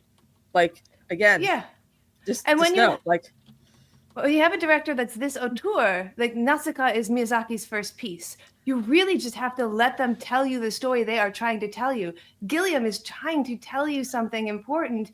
Just sit the fuck down and give him the money already. Christ's sake. He's trying to tell you he hates paperwork. It's like a lot of, it's like, you know, it's a 2 hour and 30-minute movie about how he hates paperwork. Like he doesn't like paperwork, kid. He doesn't Rules like and regulations. They write those things down. It's like, ironically, with Christopher Nolan, he's apparently doing a vampire movie that takes place like in the 1920s. A lot of people are like, this is not a Christopher Nolan type film. I'm like, well, since he made all that money with Oppenheimer, I'm assuming Universal actually trusts him to do something different. And I'm still waiting for Cillian Murphy to get the call that he's going to be in this fucking movie, because if anyone has a vampire face, it's that man. He doesn't even have to lose weight. It does. It's so fascinating to me that all it takes for a studio to let directors, producers, you know, actors do what they want is if they have a big success. Like, exactly. It shouldn't be that way, in my As opinion. Cyndi Lauper says, money changes everything. Yes. From the comments, Twin Peaks is Lynch's most successful work. Until it isn't. I agree. And I think I've opined about The Return many, many times. We should try to get Kyle MacLachlan on one of these days. He's so... Talk to our buddy Randy Randall. Give us the hookup, dude. We gotta send him an email. Kyle MacLachlan, I have a new TikTok dance for you. He'll be ready. We would be like, yo, Kyle, we are the Baby Girl podcast. Let's go. We are the Brat podcast. But part of the problem with wanting to let people do something after a big success is that they'll do something like this and it'll lose so much money that there's no way they can have a follow-up. So it's a real double-edged sword that a lot of people, like Toys, that director had just gotten the chance to make that, and that was his magnum opus. And I adore that film, but it does not land well for a lot of people. It's so strange that, like, the more specific the message, the shorter the demographic, the less money, and ultimately films are just a capitalist venture. So it's so hard. It's like with, you know, Greta Gerwig and Barbie. That's her magnum opus, but she's now going to be doing like Narnia, and I'm worried about that. I'm like, that just doesn't seem like her whole fit. Like, I don't know. Like, to do that. Some choices that directors and actors make, I'm like, why? This is not going to work out for you. You just had a huge success. Step away for a while. Do what Margot Robbie's doing. She's stepping away. She's had a baby boy. She's producing stuff. Amen. That's right, Abby. Right. The Brat podcast. Put it on a sticker. Change the background to chartreuse. Good doing it. MNE is Brat. I really love the activator. They're like, oh my god, the substance is Brat, and it's the activator. Okay, so I think it's interesting that we see these. We're talking a lot about like the heartless bureaucratic functionaries and everything, and I think that's a huge part of it. As the whole situation between, like, you know, the male and female lead is sort of like, but like in a way that, like, it's on the right side of the line for me. Like it says more about him than it does about her. But like the whole, like, I think it predates like the parasocial relationship. Right? Think about like, my friends on Twitter. I'm sorry, are they actually your friends, or are they just people that you like see their stuff all the time? Oh, I see you in my dreams. First of all, great opening line. Okay, that doesn't sound creepy at all. That sounds very normal. Thank you for saying that. But like the idea of, you know, acting with immediate familiarity with somebody, but not having any kind of relationship with them at all, and basically just fumbling the bag big time about even showing that you're a competent human being that like someone may want to have a conversation with. Plus he's a cop. Like, there's the added power dynamic of him using his pretty much cop status to get her into the car and showing the badge and all this stuff. So he's doing this like insane display of like, oh, I have this badge, I could take her out of here, and then he's like, I love you, I see you in my dreams. There's that added like weird you know, things that are like not you know. But today would be a Reddit thread. A lot of this is just a mixture of that actress just being really not good for the role, and maybe just the scene on the vibe on set was really tense because she's kind of flat. With the exception of the first scene when they're in the car and she kicks him out, she plays that pretty well, the back and forth between. But the rest of it, she's kind of all over the place, and I know that a lot of her scenes get cut, and the director wasn't really willing to work with her as much as with the other actors. So, like, yes, it does feel like that relationship is strange, but it needs to be there. And in a movie that's this long, I almost wish they hadn't cut those scenes. I'm saying make it longer, even though it's just maybe cut that out entirely. I don't know. It's like Sid Sheinberg is rolling in his grave, assuming he's dead. There could have been other actresses. I mean, the quote Pat LuPone, Madonna's a movie killer, so don't have her in that role. But yeah, my cats are behind. I feel like Curtis would have brought butts in the seat. I feel like Jamie Lee Curtis would have been a really good cast there. Yes. Yeah. Rebecca De Mornay, man, like Tom Cruise, let's go. Yeah. There's just something like I guess the part that doesn't really work is it doesn't seem like she can really decide what she wants to be, or we don't really get told. Like she seems like at first she's like, I'm not into this at all, I'm just trying to do my job. And then you start to wonder, is she kind of an actual terrorist, or is she, I mean, which doesn't matter. Like, I don't think there really are terrorists in the society. I think the government is probably doing a lot of those explosions and stuff, but like and then you wonder in the end, like, oh well, then she's into him, and like all of those things, it feels inconsistent. Like if there must have been the scene missing. Yeah. I mean, that's how a lot of people felt about Gladiator 2 with that one actress from Moon Knight, getting, removed from, even though she was a lead. And a lot of people felt like that third act was missing something, and probably because they cut a lot of her scenes out. And, and a lot of people. That's hard to do. Yeah, and a lot of people think, because she was pro-Palestine. I'm like, yeah, but Pedro Pascal was also, sharing photos of them on set, like, being the good, co-star, like, giving her flowers or whatnot. But like, it really shows if something's not working, especially like in a film like Brazil, it's like, yeah, we're not sure how to write this female lead, like a Christopher Nolan situation again.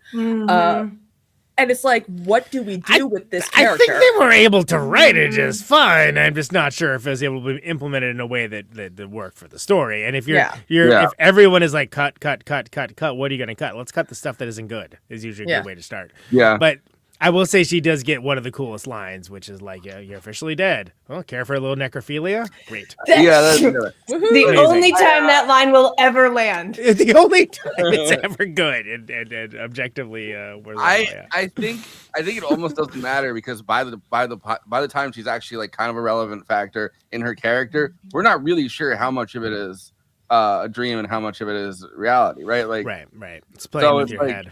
Yeah, so it just it feels like just another mindfuck in a movie full of mindfucks. But any other movie, it would be like the thing that it would be like a sore thumb. Yeah, you're right. Yeah. I mean, it does work. I don't think it hurts the movie. It's just it's kind of a shame, but like it's but it's I think it all works, and I think it all works too. Because it seems like so much of her character is in his head. Well, precisely. So much of it is this idea of who she is. Again, a parasocial relationship with a person he's like never met or barely like met, and that like it's like, oh, the real person she's just a person. Yeah, she's literally just a person. She's not like some idealized. She's just a girl. Which so much of his life is in his head. It makes total sense. Yeah, because that's how. I wish they did more with her being just a girl. It's kind of being harassed by this fucking person, because that part of it is like. That would make a lot more sense because they're like, oh, we're designating her on this terrorist list because she saw this thing, and it's like kind of a convoluted. I mean, I get why it's there, but it's like kind of a convoluted thing when it could just be like this guy starts being obsessed with this woman he's never met before because of some dream he's having that you're not even sure if he really is having that dream, or if he just saw her name on a forum, her picture on a forum, and now he's dreaming about it. So yes, but also that's a different movie, and that's something that changes the inherent nature of the Sam Lowry character. And none of the later stuff works or has the same stakes if you think he's like a sus character, basically. No, that's why Pryce is so good. Yeah, and I'm not saying that he's a sus character. I'm just saying like the inconsistency of it is like. In my head, like that's the only the place. Like, well, just pick, you pick one. You know what I mean? Like, well, and I think the reason why it works is it is almost like so many elements of like the real life of this are almost dreamlike in and of themselves. Like the chase sequence, great. Let's eject the portable house, and like then the cars crash into it, and then he's like, yeah, and you see the dude on fire, and he's like, Oh, but again, He's become an actual terrorist. Yeah. But again, it's also the perfect thing of like, this is somebody with the last gasp of humanity in them in a deeply unhuman society, where it's like these things that are in his head, in his imagination, like, yeah, we're out of here. And then he sees the reality of somebody setting on fire, and like all of like, oh, this is like a person and they're dying, and also probably a little bit like, am I going to get blamed for this? Like everybody else in the society, like everyone else in the society and world, yeah. Yep. Yes, agreed. Yes, agreed. 100%. I love the Robert De Niro character. Like, first of all, the whole idea, and again, they can see the movies. There's like a paperwork mix-up, right? Like a fly gets into like a thing, right? and like there's a problem with technocracy, right? Like the idea that you can literally regulate every aspect of somebody's life. It's like, well, what if there's a paperwork mix-up? Right. Well, and Elon Musk feels about this film, and he probably doesn't even realize it's comedy. But you know, like the whole like, this is a receipt for your husband. This is a receipt for your husband. This is a receipt for your receipt. Like, you know, that whole. And then do you get the guys that like, because there's like things like where they drill the hole to like put the fireman pole in to go get them, and then there's the people that have like the portable hole filler, and they're like, oh, they switched it to metric. Well, because every time somebody fucks up, there's no reason. It's someone else's problem. Yeah. They're like, oh, that's because of the new regulations, and it's like, right. That. No, it's so dead on, because it's so just mundane. It's mundane people going about their business, and they're like, oh, it sucks that happened. There's such a sense of realism to it that it still deeply works today. It doesn't feel dated, even though there's a lot of surrealism. The actual practicality and the fact that everyone is so mundane, just like in our actual reality, that it's like, oh, this really rings for me. De Niro's character, though, obviously, I'm so right. De Niro's So that's character. so the Harry Tuttle character, right? So the whole thing with like this inciting incident that starts off the movie and brings us in with everything, and that sits him on this path to being like the rebel repairman, right? And so what is he doing? Is he like taking up arms against the government? No, he's doing a bit of good in the world. He's fixing the heating. He's fixing stuff. Only one actually doing anything. Getting anything done at all is the Did you know that? And he's portrayed as some kind of like, you know, Zorro or like, you know, superhero kind of character for doing that. Rightly so, for this world. Yeah. Yeah. He shadowed a brain surgeon to get this character. De Niro was obsessed with this character. He wanted to look as intelligent as he could. He was like, all my hands have to be doing the work. He drove Gilliam insane with being like, so how does this tool? What is that tool? Why is this on my belt? Like, less, but also... I would have loved that as a director. I'd be like, yo, Robert, you're so committed and you take the job seriously. Like, come on. That's like, he does that with every fucking role, though. I think he did like a whole like psychology course when it came to like awakening, so he could understand the condition his character has. Like this whole like so there's another sometimes to an annoying level. There's a great YouTube clip of when for Casino where Don Rickles is basically just busting his balls because he doesn't remember his lines, and he's like, and it's actually very funny, but it's a very different process. Like, you know, Don Rickles, very grounded individual, was not into like that. Member of the Rat Pack, by the way. Right, absolutely. Well, but I think that attention to detail works so well for that character, for the Tuttle character, because you have a different movie without his storyline. Because if you start to think about it, like, in a way, it's not Sam's story, it's his story. And it's just like, oh, there's this ancillary character. In the way that, like, Big Trouble in Little China is a different movie as long as you realize that Kurt Russell is a sidekick. Yeah. He's not the hero. What movie are you watching if you don't know that Kurt Russell he doesn't get shit done? He is so ineffectual. No, it's which is why it's fun. Which is why it's funny, because he's doing a John Wayne impersonation basically the whole time, and that's why. And that's why the show has done that. Yeah. We did that when I came back from a tour, I think. But we could do it again. There's a version of the world where Robert De Niro, if he had not pissed Gilliam off so badly, could have kept working with Gilliam and had more of an Elijah Wood type of version of the back end of his life, because he was into doing weird movies like this. He had a great time. If he Instead of Analyze This, Instead of Meet the Fockers, we could have gotten. That's worse. I don't know. So that makes sense. Yeah. I think that I had something, but I don't know. I think therefore you are. Therefore you are. Wait, so the movie right before this, like King of Comedy, is the movie that's like one of the weirder ones Scorsese has done too. Yeah. Like, you mean the Joker movie? Up there. the 80s version of Joker. No, but that's like one of the weirder roles that he's thrust Robert De Niro into, and it's like I'd love to see a version where Robert De Niro is doing more weird stuff instead of just being written into movies because everyone's like, that's Robert De Niro. Yeah, the Robert De Niro thing. Yeah. We need Bobby in this role. De Niro. Yeah. For whatever reason. And this is like one of his coolest roles because of that. Because first of all, like the character is intrinsic to the story and understanding the world of Brazil, and it isn't that is because he's the main character, but it's the most important character in a lot of ways. Even in scenes where it's like, I mean, I'm sorry, like getting drowned in sewage in your containment suit sounds like one of the worst ways to die I can think of. Yeah, and it's more or less played for laughs, but it's like, first of all, those guys are dicks.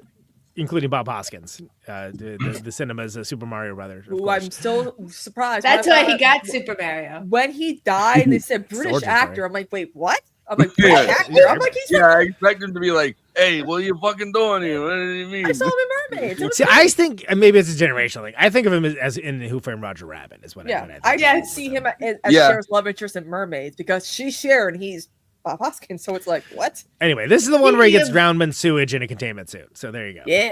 Speaking of Roger Rabbit, I was getting real Roger Rabbit vibes off. One where he makes out of the pipe. Who could have played the Christopher Lloyd character in Roger Rabbit? I think this is a similar sort of role. I could see that. Yeah, absolutely. Go ahead. No, so I like the use of like regulations as well. Very quickly, we see Jonathan Pryce use regulation as a weapon for himself. Yeah, because it's almost like it's like an incantation. It's like a protection spell, right? That was an interesting moment, and he ends up walking away from that because it's like, you know, he's never going to master the system. The only way to really master the system is to keep playing the game, and then to get so obsessed with it that, like, when you think that there might be a hint of getting in trouble for something, you pass the blame on to somebody else instantaneously, like Ian Holm being like, "Can you please do it for me? I can't. I'm just simply going to die. I can't sleep tonight." Like that whole thing, right? Like. Well, and the whole thing, and it's not even just real quick on that. It's not even like a major plot point or anything. But when he's talking about like, oh, I'm going to get that promotion, and so he can go into information retrieval, so he can serve his goal of trying to like find this chick, right? But he's like, oh, well, you're not doing that. It's like, well, I already signed it for you. Like it was like, dude, like what? Like, but it's the kind of thing. Oh, I need you too much, which is like such a oh my god, what a modern construct of like. Codependent employment codependency, where it's like that's not like that's actually illegal now. I mean, I think it's the least of the problems here. That doesn't add up to regulations. Right, exactly. It is a little bit sad that the character only wakes up because he's thirsty for that chick. Like, just a little sad. I mean, the character is very sad though, right? Like, Pryce is a pathetic character in this. But that's why I called him in my letterbox review. I called him a simp for justice, which I felt pretty good. But that's why this whole thing like works for me, especially is because he makes a lot of pathetic decisions, but his character is in fact pathetic, and like the relationship that he has with the woman that's supposedly like his dream girl, which let's be honest, he probably just saw on a forum and then she entered his dream. Like it's probably as complicated as it really is. Like that fact, like. That makes their relationship where he's weird and she doesn't really know what to think of it, and like that whole like dynamic. It's like because he's a strange guy, and he's looking for motivation, and he finds motivation in the worst possible place. Right. Mm-hmm. Well, and think about where he's coming from. Like Ida Lowry, the Katherine Helmond character, is basically wants him to be a fail son. Like, you know, be like, oh well, it's part of her status and her identity to have a son who's successful in in the major industry of the time, which is bureaucracy, apparently. Bureaucracy and with a minor in torture. But it's, you know, like that's played for laughs as well. But that's something that strangely is held up very well for the modern age, where it's like, oh no, it's like he's not getting this in meritocracy. He's getting this because like his mom's in a position of power.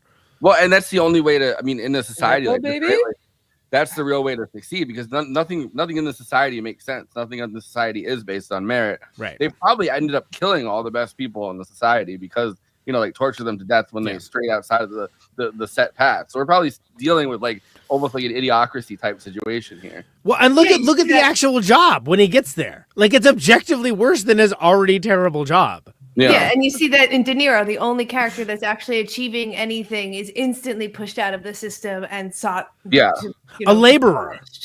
Yeah. He's a laborer. He works in labor with his hands. Robert De Niro playing a man who actually has to work with his hands. I know, what right? Is this? Is he punching someone with them? What's going on? Right. Is he not a mobster? Like, what's going on here? Is he not, you know, trying to beat someone? Like, what's happening? In a world of great production design, in this movie, the desk that's shared between the two offices, great. Did you notice that was one single take, that scene? Oh yeah, it's so good. It's such a, like, lesser movies would have that be like the conceit of the movie, but it's just like a kind of a throwaway little like, here's why this job is not all it's cracked up to be. Yeah, you know, great. The cubicle thing works really well for me too. When he finally gets to the good job and they shove him in a tiny, like the way that it's shot is so. It makes it look even smaller than it is. Yeah, it's so claustrophobic. Like the way that it's shot makes you feel the claustrophobia of it too.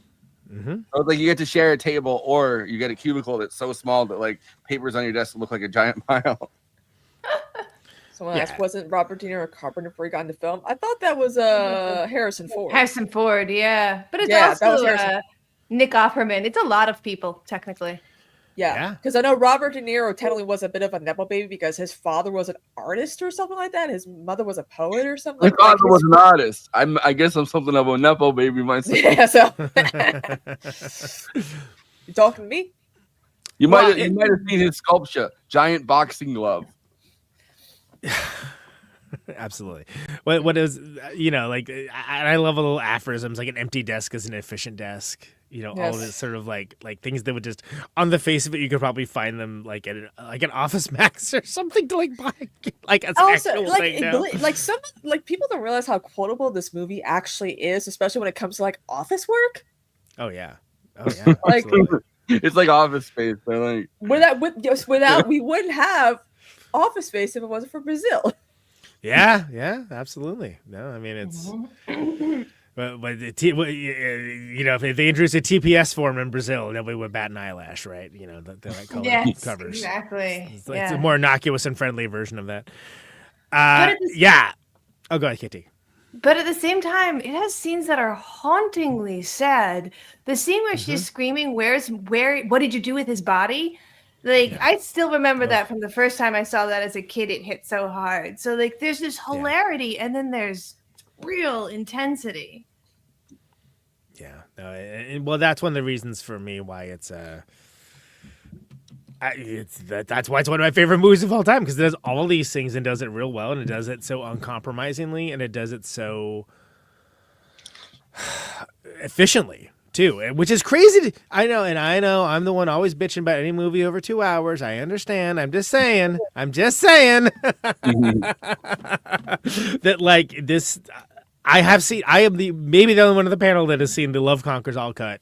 I can only recommend it as an academic curiosity. It's maddening. It's horrifying. What's funny, Conan, is even though as much as you hate movies that go over 90 minutes, some of your favorite movies go over 90 minutes. I know. It's just a complaint about all movies going over. I don't think. I think movies can justify a longer runtime for sure, but I think that being an exception, not the rule, is correct, rather than being the rule, not the exception. That's the problem. I feel like it's the same rule as the as the rape rule for movies. It's like do you need that there? If you do something where it justifies the length of the entire film, right? Like then it like in the same way that it's like if you do something that justifies that being the center point of the plot, then all right. But like otherwise, please don't have sexual assault. And then some movies are so rushed that they're like an hour and 30 minutes. I'm like, nah, you could have gone like 15 minutes longer if you felt the need to really flesh things out and just tie things in. I'm sure I don't want the money. Yeah. I don't want a long movie. Well, I mean, like, look, we live in an era where it's so common, though. I mean, like, there's all kinds of movies that like they have half an idea. You know, like the I like Peter Jackson, but like that King Kong, the 2005 one, like the first like hour of that, like nothing. There's like nothing happening.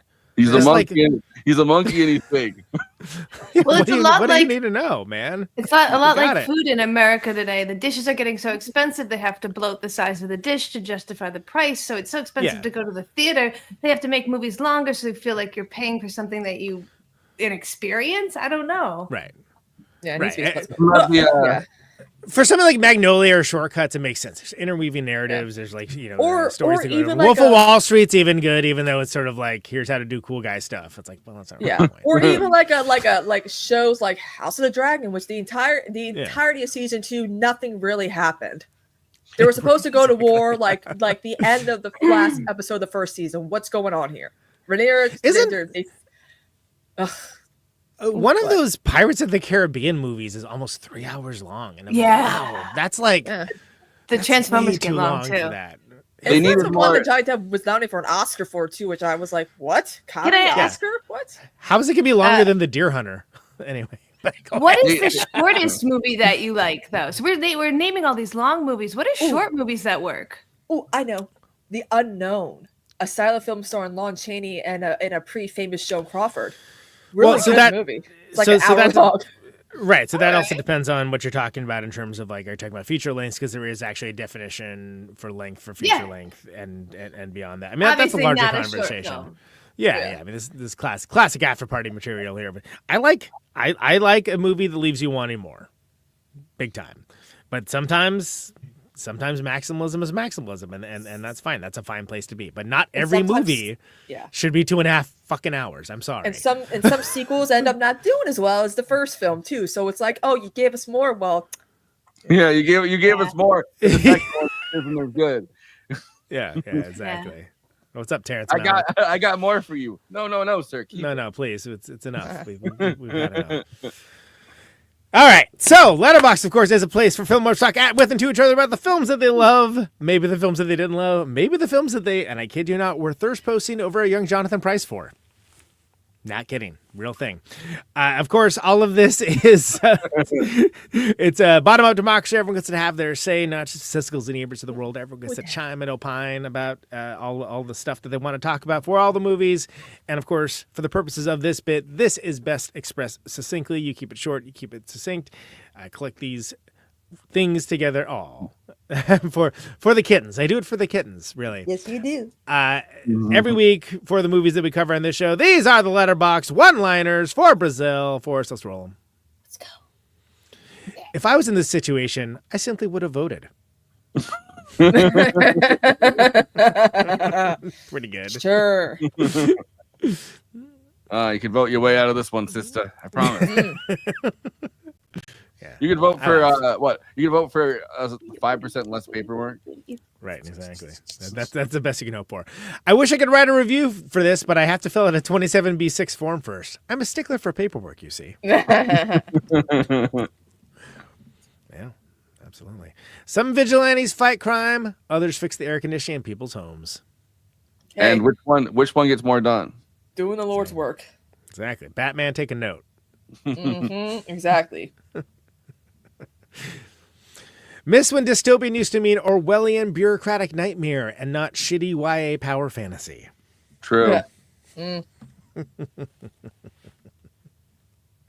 There's always so much debris in dystopias. Like, can't you clean that up? No, because they didn't fill out the proper paperwork. And if you fill out the proper paperwork, the cleanup to get the cleanup crew. Fantastic. If I was that girl, I would get a restraining order. I mean, he uses cop badge to get into your car, like or your truck, your big rig. Yep, that's true. So basically, the only way we can escape state capitalism and corporatism is to simp for beautiful women. Person that fell asleep 10 minutes before the movie ended. Exactly. Yes. Love conquers all. Okay. So they got away. They got away. Great. Robert De Niro, come fix the pipes in my apartment next challenge. I got a pipe for you to fix, Mr. De Niro. Hey. Oh, he's got a big pipe. That's sure. Bobby, I got a big pipe for you to clean. I think that that would be a great, like these shows where they, like somebody that's famous for doing a thing, like is doing like some other thing, right? Oh, it's it's fishing with John, right? This is heating with Bob. Oh, Jonathan Pryce did the musical Miss Saigon, and there's literally a song called "The Heat Is On in Saigon." Well, yeah, and there's a war going on because Robert De Niro fixes his pipes. Because he fixes his pipes. That's the only reason the heat's on. Yeah, exactly. Right, moving on. The nonchalant little desk lady that just transcribes people's tortured screams. Dude, it's it's that would be me.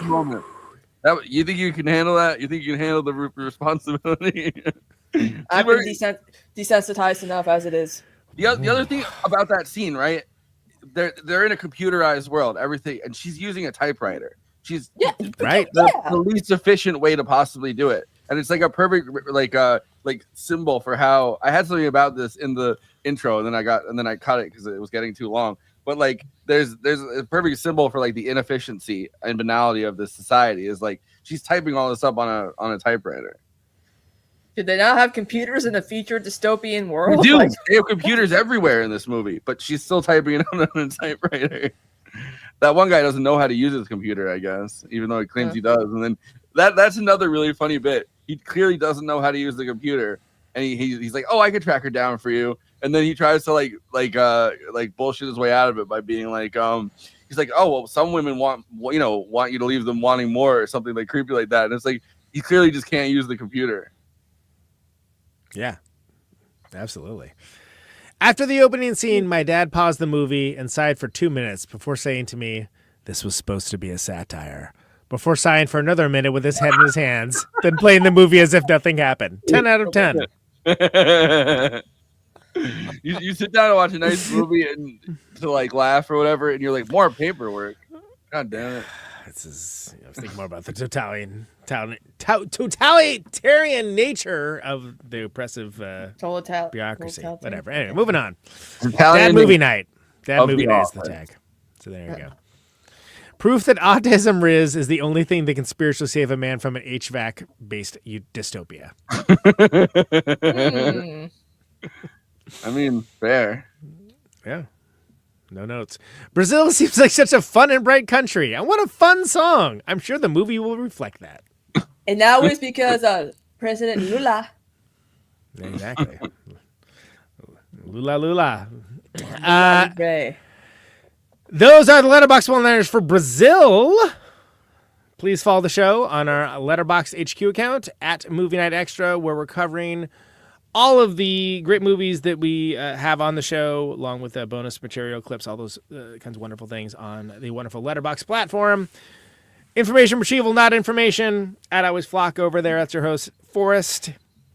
He's transcribing all of your stuff on a typewriter. Done on this show. Ow. Ow. Pow, bang. You got the wrong man. Actually, strike that one from the record. He's so nonchalant about it too. Like Michael Palin's like the best dude today because he turns around and it's terrifying. He's covered in like the blood all over. Like, oh, you work here now. I heard about this. And he gives him how's it going? He hands him a Christmas gift, and they're all identical Christmas gifts. Amazing. I, of course, am the Rebel Heating Engineer at Conan Neutron. You can find me on Letterboxd in the highbrow, the midbrow, the populist fair.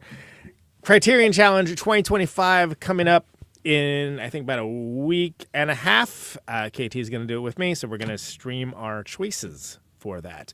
But you can still follow me along for all those other sorts of things. I have not stopped watching movies just because they're not a Criterion Challenge, so rest assured.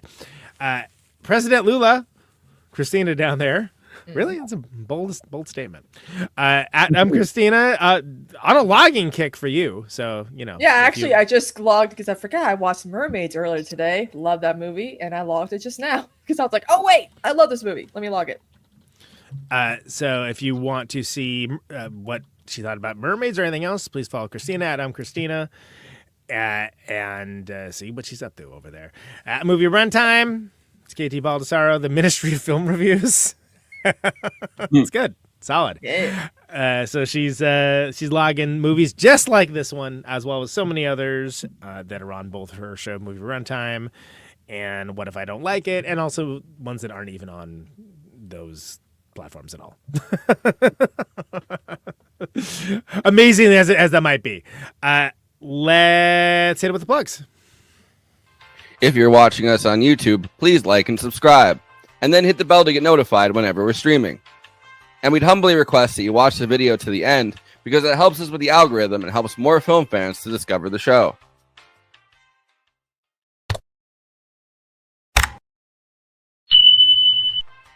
We're also monetized. If you want to get your chat questions definitely read on stream, you can always send us a super chat, which will help us keep the show going. Every cent helps. If you're watching on Twitch, you can gift us a free sub on Amazon Prime with your Prime membership, but getting subs on Twitch is always appreciated, and it helps to follow us on there as well. We also have an audio feed, which is available wherever you download podcasts, if you prefer to listen to podcasts rather than watch the stream. That's updated usually the same day we stream, but watching on YouTube and Twitch is the best way to get the show first, live as it happens. If you want to support us with a monthly donation and get access to all of our after parties forever, which go patron only after we do them, you can become a patron at patreon.com/movie night extra. Link is in the description for that. It really helps us keep the show going since we do have some expenses to make this happen. We also have a Discord community. Link is in the description for that. We sometimes watch movies we cover on there. We get into conversations about everything from film to TV shows to related podcasts. We even have a Discord channel for memes. It's really fun on there. You can find us on all the social media platforms: Facebook, Instagram, Blue Sky, Twitter, and Threads. You connect with us on all of those. Talk to us. We'd love to hear from you. Lastly, we recently made a TikTok at Movie Night Extra where we're putting up short form clips from the episodes. Okay, passing this to Conan so he can tell you about his music and this week's Protonic Reversal. Conan, who's on Protonic this week?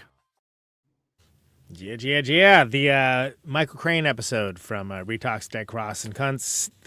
That's up. That's great. People are enjoying that. People also enjoy Michael's profile picture, which is got some real glamour shots, man. Looking good for a heavily tattooed dude who's older than I am. Not to narc him out, but anyway, that is coming up. Also, the best of the year episode, best albums of the year, where I put together a playlist of my favorite records of the year. That's coming up later this week, and Jim Kimball of. That's something a lot of people look forward to. That's why I mention it. And Jim Kimball, Laughing Hyenas, Mule, and briefly Jesus Lizard, not briefly, a year and a half, is coming on the show. Finally, rescheduled episodes, that's coming up as well. NeutronFriends.bandcamp.com for Conan Neutron, the Secret Friends stuff. I think just about everything's going out this week, but we got a few leftover tour merch items I'll probably make a post about if people feel so inclined, especially warmer weather, cold weather clothes, especially. Have a nasty habit of tours over before it actually gets cold and people, oh yeah, I should get one of those. But anyway, so that's all that. Nothing, plenty of stuff to report next month. Nothing to report other than that right now.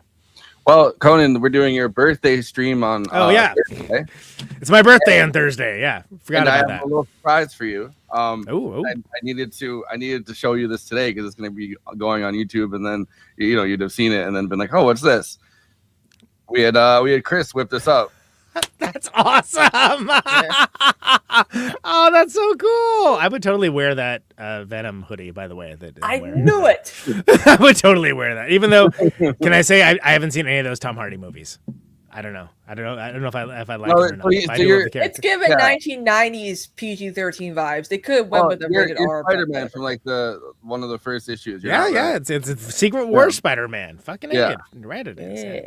Honestly, very cool costume. That's awesome. That's so cool, man. I told Chris, and I invited him on to come on Thursday. I don't know. Please, I would love to see him. That's great. So I said, look, you can draw I gave him the make words something cool. And I was like, make something cool. Draw whatever you want. I know, like, Conan, like, just draw something he'd like. And he's like, well, he likes Marvel, so now he's Spider-Man.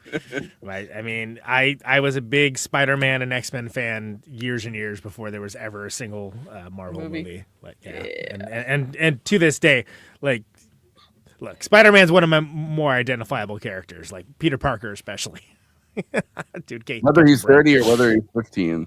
Right, exactly. Not the high school version. I can't wait to actually see. We might actually have enough of these movies to see Peter Parker with, like, holding down a day job with a crappy boss. And his boss is Ian Holm. Yeah, it's J. Jonah Jameson, man. But that's awesome. That's so cool. So yeah, tune in on Thursday for that. Will be my birthday party. I am going to be another year older, and there you go. Well, that's not what it says That's on. awesome. It doesn't say you're another year older on there. Right, exactly. Yeah, what the hell, true. dude? You ain't getting a year older. You're staying the same. I know. It's just age like fine wine, baby. Kristina, what do you got? That's not my birthday party on Thursday. Well, I'm gonna be dog and these sitting, so I'm still kittens. gonna You got these stream. kittens. We know about the kittens. Yes, Those- yes. yeah. This is McGraw. Oh. He's the relaxed one. I call him Quick Draw Cute McGraw, face. like the sheriff. You know, Right. remember? Yeah. What do I got? Or premature Well, ejaculators too. yeah. And so I'm gonna be streaming. Talk about politics and pop culture and all that good shit, and do my Shadow Saturday. It's getting good, y'all. Barnabas has got his cousin Carolyn under his thrall now, who she's doing anything for him. And it's weird because her inner monologue is like, I must do this for my dear cousin Barnabas. I must do anything for him. I get it. He's like 200 years, distantly related to her. 200 years young, I say. It won't be incest old. if something were to happen between them. I'm just saying that the bloodline is very, very distant. I'm just saying. All right, well, think- it's good you set everybody up for that before they tune into your stream, and then they're like, "Is this incest?" And I mean, that's the whole point. The Collins family, though, they do kind of keep it in the family. Like, it's kind of they allude to that. Just like actual royal families. By the way, I think thrall is one of the coolest words to describe that activity, and that's the name of most of the current version of God Bullies. They have the name of their other band is Thrall, and I was like, that's a good name for a band. It's awesome. we're keeping you in thrall with our new album. Yeah. It's getting very dramatic again. So, yeah. Yeah. How many more of these you got? I feel like you've been doing this for like a really long time. There's a lot of episodes. We haven't even left the year 1968 yet. We got to like 1972, and then it's over. So hopefully it stays on Tubi long enough before it gets moved to a Nixon platform gets that reelected. you have to subscribe. You got the entirety of Nixon's first term. I know. Wow. All right, so there you go. Mm-hmm. Also, I was also on with the Afternoon Tune to discuss Glicked recently, which was fun. I hate that, but yeah, I watched that episode. It was either gonna be. I keep saying Glicked. I mean, they could have marketed it as a Barbenheimer, but that was more of like the audience coming up with that, not a marketing gimmick. Well, again, it came from the bottom up, which is you're getting Glicked from the bottom up. Well, I enjoyed your episode of What If I Don't Like It that was good with too. Kt Baldassaro. I don't know if you're familiar with that show, but it's a good show. Talking about Wicked for 3 hours. That's like our favorite pastime now. Yeah, I've heard a lot of you talking about the movie Wicked. A lot. I'm ready for the next the third book show to come out. I'm okay. All right. Alphaba, the Wicked Years during her childhood. March of 2025. Let's go. All right. Let's put it this way. I'm glad our episode on this is in February. Hey, we got plenty of time to do our costumes. All right, exactly. So we can update you weekly with new facts every day until February. Hey guys, did you know that Saddam Hussein was the inspiration for Alphaba? Without Saddam Hussein, we wouldn't have. I didn't know that. That's actually really interesting. Well, damn it! Saddam Hussein, you know. That's all the time we got, folks. You know. He did nothing. Just kidding. This is the problem. It's so good. I can't stop the energy when we start talking about it. I want to start talking about it. I won't. Oh yeah, I heard. Why it was did good. we have to kill him again? Anyway, Saddam Hussein, not that bad. Remember when he has the bowling shoes and the dudes? Saddam Hussein? He has the Busby Berkeley musical number. Saddam Hussein has the bowling shoes. Oh yeah. That's one of your favorite movies. Come on, yeah, like it's amazing. His aggression will not stand, man. KT, what do you got going on now? I have obviously the episode that we just talked about just came out on the 1st, so go check that out. It's on I'm talking in the chat so you can see my channel on YouTube to go see that because it's there because it's got video because I'm doing video now. That's the new part of that. We're in season 2, so you're only going to get one new episode a month. That's our new episode this month. Episode coming out on the 15th will be a shortened, re-edited version of episode 1 that just contains the back end. We're doing mini episodes, mini matinees to get people to maybe check out stuff because you joined us later in the season than when we started. And then, that's really it for right now. I think, we're doing so much dystopian movies. I was going to say, except for the month of movies that we're doing. Don't worry, darling, because Conan and I are like the movie's biggest defenders, guys. Like, we defend that movie. Movie got a bad rap, man. Like, I don't know. There's people just group thought that it's the drama. It was always the drama, which we'll discuss with the movie because we had to, because it just tainted the whole, like, people just don't understand Jordan Peterson, but whatever. And Katie's work especially was glorious as it always was. He loved it. Yeah. And we're covering Akira, which is a film that's super important to me. It's kind of like my Brazil, so I think we're having a great month here. That's the next proper episode, I think. And we're doing a Children of Men Reloaded.